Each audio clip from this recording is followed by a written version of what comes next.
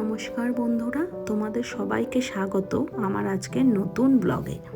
আজ মহাশিবরাত্রি। আমরা আছি বিদেশে, পরিবার থেকে অনেক দূরে, তবুও চেষ্টা করি আমাদের এই সংস্কৃতি আর বিশ্বাসকে ধরে রাখতে। আজ তোমাদের দেখাবো প্রবাসে বসে আমরা কিভাবে শিবরাত্রি পালন করলাম। বাড়িতে পুজো করে তারপরে চলে গিয়েছিলাম মন্দিরে ঠাকুর দর্শন করতে। বিদেশে সব কিছু এত সহজে পাওয়া যায় না। বেলপাতা খুঁজে পাওয়া কঠিন, আর ধুতরা তো অসম্ভব ব্যাপার। তাই যতটা সম্ভব পেরেছি ততটা জিনিস জোগাড় করে আনা হয়েছে, তা দিয়েই আমরা পুজো করেছি। পুজো মানেই সকাল সকাল ঘুমের থেকে উঠে ঘরদোর পরিষ্কার করে স্নান করে তারপর পুজোর সমস্ত জোগাড় করা। আজকে কিন্তু আমরা দুজনেই খালি শিবরাত্রি করিনি, আমি আর তোমার দাদা তো প্রতি বছরই করে। এবছর কিন্তু আমাদের সাথে যোগ দিয়েছিল আমাদের দুই ছেলেও, গুল্লু কুশ, ওরাও কিন্তু উপাস ছিল, উপাস করে পুজো করেছে। তারপর আমরা চলে গিয়েছিলাম মন্দিরে। এই দেখো আমরা কিন্তু রওনা দিয়ে দিয়েছি, আজ মন্দিরে যাব, মন্দিরেও কিন্তু জল ঢালবো।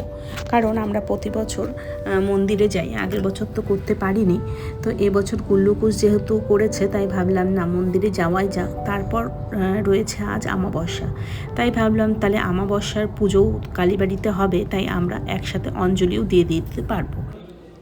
আমরা পৌঁছে গিয়ে দেখলাম মন্দিরে ঠাকুরের পুজো শুরু হয়ে গিয়েছে, তখনও জল ঢালা শুরু হয়নি। মার পুজো শেষ হবে, তারপরে জল ঢালা কিন্তু শুরু হবে।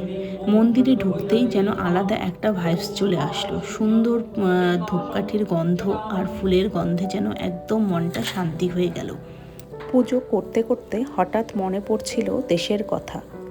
পাড়ার মন্দির, ভিড়, ঢাকের শব্দ, আর সেই আলাদা একটা পরিবেশ।